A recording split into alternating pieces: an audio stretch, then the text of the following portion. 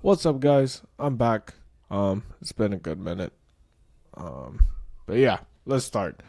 So I got some NFL stuff, some NHL, and some NBA stuff. So I wanted to talk about NFL. Let's just start with NFL. These two teams are pissing me off.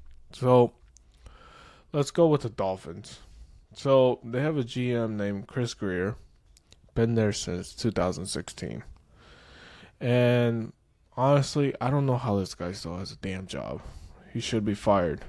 Um, the Dolphins acquired Tyreek Hill from the Chiefs, which Chiefs weren't willing to pay Tyreek Hill which the money he wanted.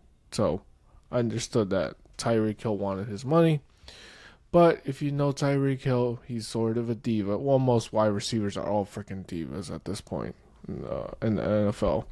So when the Dolphins acquired Tyreek Hill, we started seeing some stuff that's saying Tyreek Hill was saying that Tua's a better passer, better quarterback, all this bunch of bullshit. And honestly, we all knew if you watched NFL, you know this was just stupid because you're gonna compare Tua to Patrick, which I think at that time Patrick had two Super Bowls, so that was just and this I can't remember what game. Anyways, whatever game it was, Tyreek Hill quit on the team. He wanted no part. He didn't want to go back on the field. And now every time Tyreek Hill makes a video that he wants to be traded, the media and the sports books all go crazy because they think he's on the move. So that's one of the stupid ass moves the Dolphins did. Then we jump to stupid number two, Jalen Ramsey. Now, I started paying attention to Jalen Ramsey 2 years ago when on the Pat McAfee show, uh, Darius Butler was breaking down Jalen Ramsey's play. And one thing I've noticed from week to week is this guy would just quit. Like, he wouldn't tackle. He would just give up on the freaking play. That's it. If he got burned, he's screw it, I'm done. If a wide receiver, a running back is coming to him, I'm not tackling him. Screw that. So you would think the Dolphins would be like, we're gonna get rid of this guy, but no, we decide to give him an extension. And now coming to this offseason, we say to the media, oh, we're looking to trade or we're looking to get rid of Ramsey. Really? You could have done that last season before you paid him. But now you want him gone. And guess what? I hardly doubt there's a team that wants him because I think they would have to pay him 21 million. And then that team is going to have to pay him because there's no guaranteed money on that contract. It's really freaking stupid. Because if you, like I said, if you watch that Pat McAfee show, the way Darius Butler was breaking down Jalen, you would be blown away. Like, why on earth are we paying this guy? Like, it makes no fucking sense. And then we go to Tua. Tua, unfortunately, I coming into the draft, I thought he was better than Herbert. I was wrong. I'll admit to it. I was wrong. But Tua hasn't really lived up to the hype he was drafted. Unfortunately, with the whole concussion thing, that's out of his control, obviously. Which, hopefully he gets better. I hope he doesn't get any brain damage from all these vicious hits. But Tua hasn't performed well to what the Dolphins paid him, which me and my friends will agree Tua should never been paid top dollar like top quarterback, which a lot of quarterbacks are being paid a lot, like Trevor Lawrence. We all know Trevor's not worth what he's making, but that's the market. But um, I don't know what the hell the Dolphins are gonna do at this point. I think going into this offseason, they should have fired the GM and Mike, I think his name is Mike McDonald. I could be wrong. Let me double check that and go. No, Mike McDaniels. Mike McDaniels should have been allowed to pick his GM because most head coaches have that power where they can pick their GM, like Kyle Shanahan picked John Lynch. And I think with that, the Dolphins should have given him the power. Just choose your GM because Chris Greer, he's been there since 2016. They haven't done shit. And he still has a job. I don't know what to say, man. This is freaking embarrassing. Jump into the Jets. This is another one. I don't know. This one's embarrassing. So, I think it was last week. Aaron Rodgers went on the Pat McAfee show, saying that he flew to New York or New Jersey, wherever the hell they're at. I think it's New Jersey, and he was going to have a meeting with Aaron Glenn. Well, this meeting only lasted 5 minutes, where Rodgers said, Aaron Glenn asked Rodgers, are you interested in playing? He said, yeah, I'm interested. And then I guess Aaron Glenn went to go get the GM and just said basically, hey, we're just going to go in a different direction. We're going to release you. Which, I get it. Rodgers is an asshole. We all have our own opinions on Rodgers that he can be, an asshole.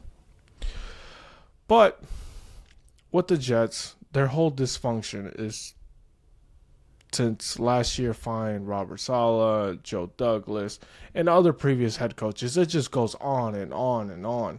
And there was an article that they were going to fire, 250 people. 170 people were going to get buyouts. And the reason they're doing this is so they can clean up the organization. But, okay, I get that. Okay, you want to fire all these people. Great. Okay, whatever. You're going to start new with Aaron Glenn, and I don't remember the new GM of the Jets. Well, this is what I would suggest. I suggest you don't start, well, you already did it. I suggest you don't start having a 5-minute meeting saying to Rodgers, we're not interested in you. Get the fuck out of here. If you're trying to move forward, I would think you would try to handle the situation better. I get it. The dude's an asshole. But he flew out on his own pay. I guess he paid for his own fucking ticket and flew all the way to New Jersey or New York, whatever the hell it is. And to have a 5-minute meeting and for them to say, we're not interested, goodbye. Like, bro, like, let's try to talk, like, but to do it like that, like, you guys are still the same. Like, you gotta do better. And last year, the Jets fired Robert Saleh. And after that, it just went down the fucking hole. Like, everyone was blaming, it's Robert's fault. Oh, it's Aaron's fault. And we saw what happened. It just went down the hole. And this starts with Woody Johnson, where the NFLPA, these players do a survey, which I think all companies do a survey, like to see how you feel about your employee, like how management's going. Well, they just got an F. And what did Woody Johnson say? Oh, that's bullshit. Bro, it's not bullshit. Your organization is clearly a dysfunction. Like, I don't know if there's just like a cesspool of, I don't know. It's just terrible. So here we go again with the Jets, starting off the fucking cliff. So, I get it. Like, Aaron Glenn probably doesn't like Rodgers. I get it, but you gotta handle it better. And with Rodgers, I guess he's dealing with some personal issues in his inner circle, which in the NFL and any type of work business, unfortunately, this is the way it is. Nobody cares about what's going on at home or if your family member's sick or you have something going on, the company don't care. Honestly, we're just numbers at this. We're just numbers. That's the way I see it. So for him, dude, you should just retire. There's nothing to prove. You won a Super Bowl. You have won the MVP. You have won. You probably on All Pro. I think he's on Pro. You have been on the Pro Bowl, even though Pro Bowl don't mean shit now. But you, when it mattered most, Pro Bowls didn't matter. So if anything, dude, just move on. Like, there's nothing to prove. I get it. You probably wanted to go to the Steelers with DK and George Pickens. But if you have issues, just deal with the issues. And if the time comes where you're like, I resolved my issues, then come back. I think he can come back mid-season if that's what the Steelers want. You know, if Mike Tomlin and the GM, the Steelers want that for him to join mid-season, then he can do that. But there's nothing to prove, honestly, dude. You've done everything. You won a Super Bowl. I get it. You didn't get that second Super Bowl, but it's okay. You have that damn trophy. So, next thing I want to talk about is the NFL draft. This one's really, the NFL draft is 2 days away. So, I'm hearing these so-called experts saying there's only 3 blue chip players: Travis Hunter, Abdul Carter, and Ashton Genty. Which those 3 players are seeing them in college, they are great. I find that so stupid, bro. Like, why do we do this every freaking year?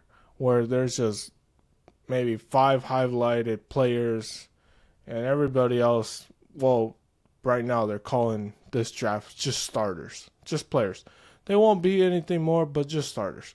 How do you know that, dude? Can you determine some player's heart what the hell they're going to be? Like, come on. That's just so dumb to me. Can we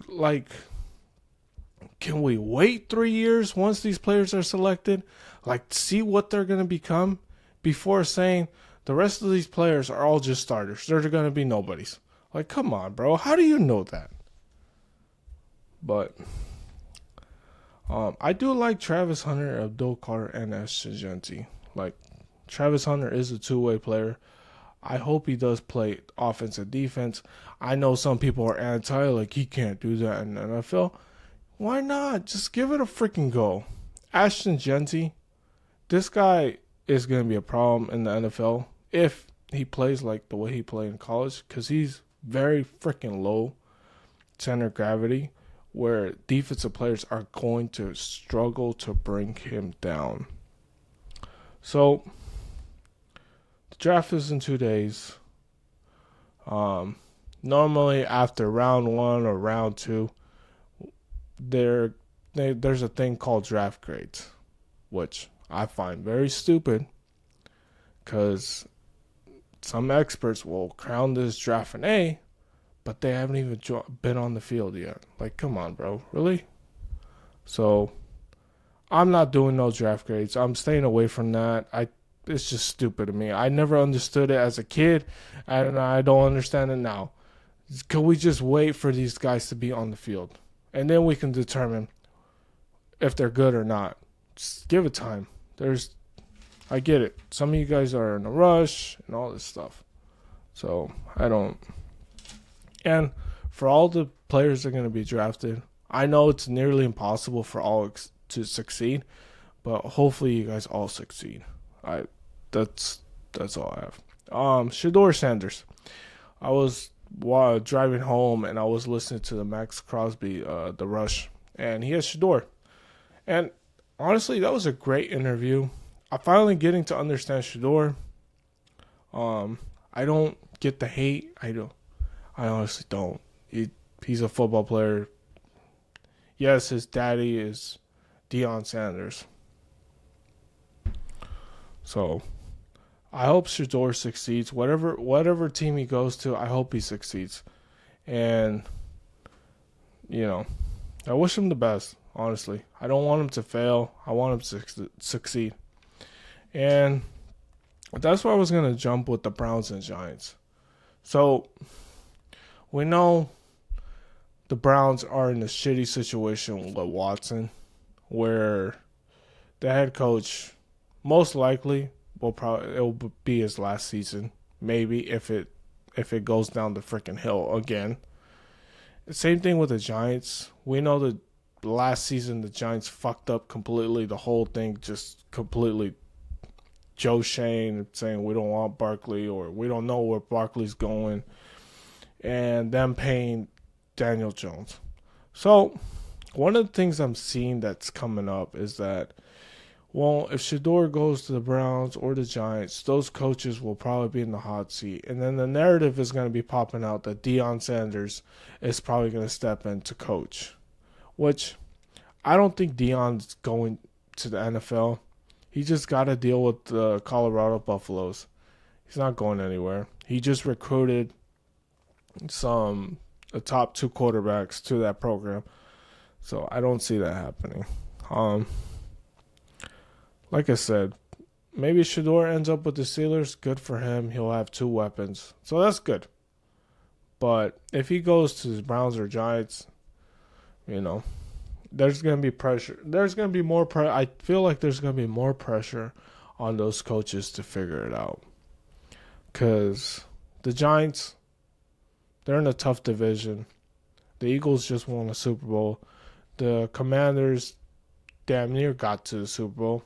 The Cowboys, well, they're the Cowboys. Jerry Jones saying that he has two trade propositions.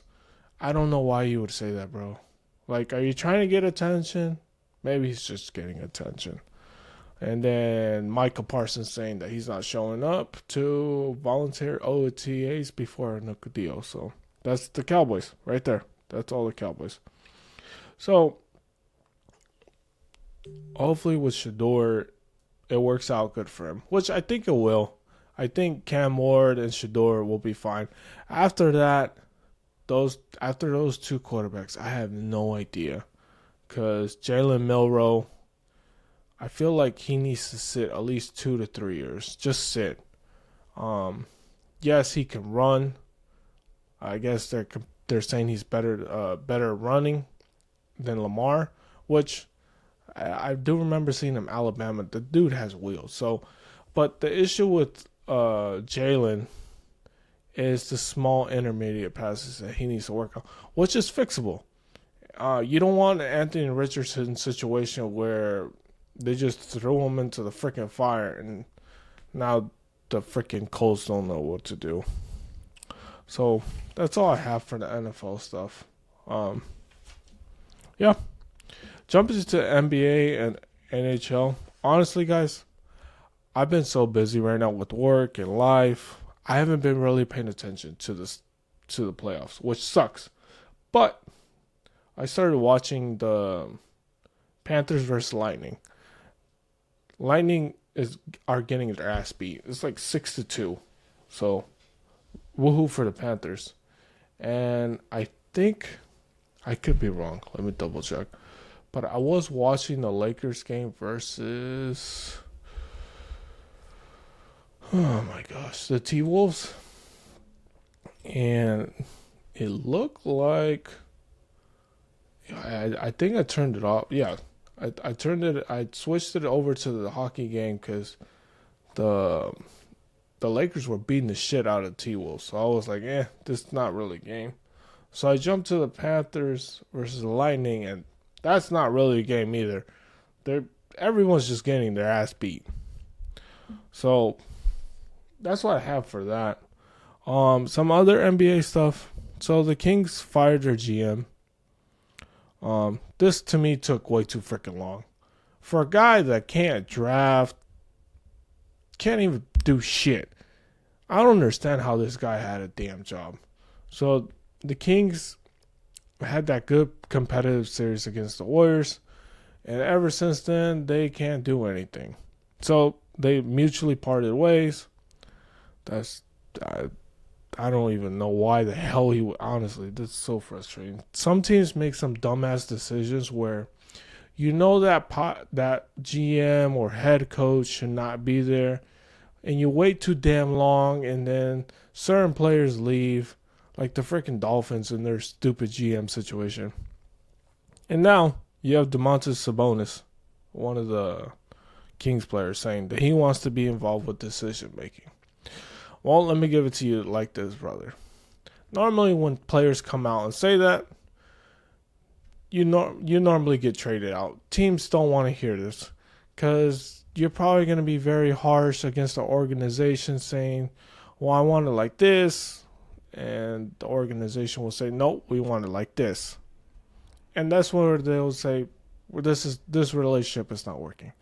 Which, don't get me wrong, Domantas Sabonis is a good player, but teams like to have control over their players. They don't want the inmates running the asylum, basically.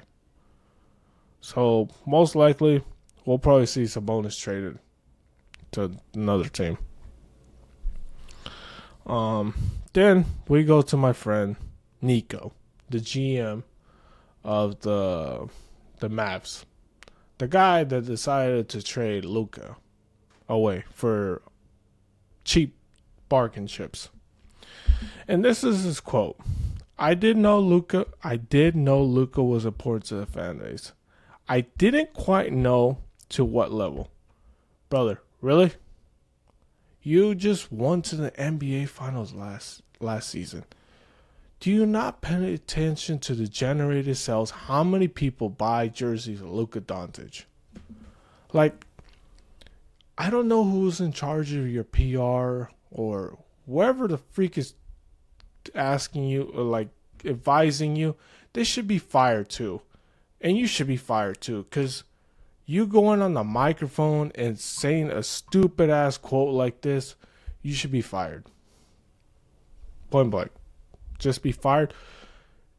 And if you're not going to get fired, well, the PR or whoever the freak is above your head should keep you away from a freaking microphone, because whatever you say is just trash. Honestly, just get away from the microphone. Your privileges have been revoked, because this is just sad. Like, Luka, I get it. You didn't like Luka. He's fat. He's gooey and all this crap. Get it. He's out of shape. He drinks mimosas. He plays poker. He smokes cigars. I get it. But to say you didn't know to what level you're a fan, come on, bro. Really? I bet you if you went into your freaking sales department, they're probably going to say, Luka was the top seller on jerseys. Luka's on the top seller of merchandise. Whatever. And you're going to tell me you didn't know to what quite level? Like, come on, bro. Seriously? Are you that naive? Like, come on. Now, this is the other thing with the Mavs. And I think one of my friends, Ricardo, had said that the ownership for the Mavs is from Las Vegas. And I think it was last week, the Pat McAfee show had Adam Silver, and one of the discussions or one of the questions they asked, are there going to be any teams to relocate to Las Vegas or Seattle or an expansion team? And right away, Adam Silver shut down that thing like, no one's going anywhere. Now, with this whole Luka being traded, I wonder if it came up from upper management and this GM is just taking the freaking downfall. Because Nico, apparently a lot of people like Nico. He's a good guy.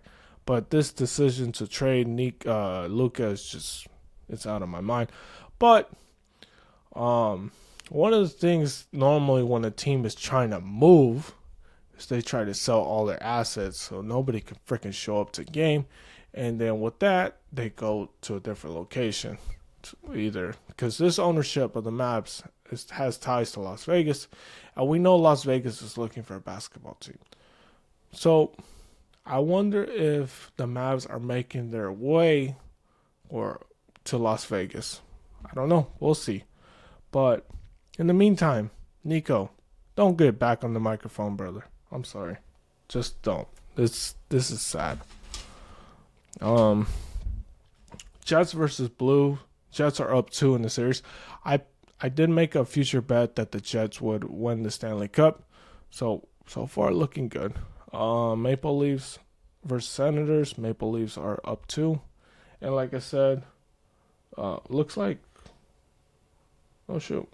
Uh Vegas Golden Knights got scored on right now. Literally right now. Vegas leads that series 1-2, but is it Minnesota? Minnesota already scored right now. It's crazy. But that's all I have, guys. I'm sorry if I sound agitated and all this stuff. It's just there's some dumb shit. Like sometimes these teams make some stupid ass decisions that just makes your head scratch. Anyways, like, subscribe. Thank you for watching. God bless you all. Love you guys. And I will probably do a video after the draft too, to say what player went to what team. I'm not doing the grading system, and I'm not gonna try to bash each team that makes a questionable pick. We'll just see freaking 3 years. Let's see if they're right or wrong.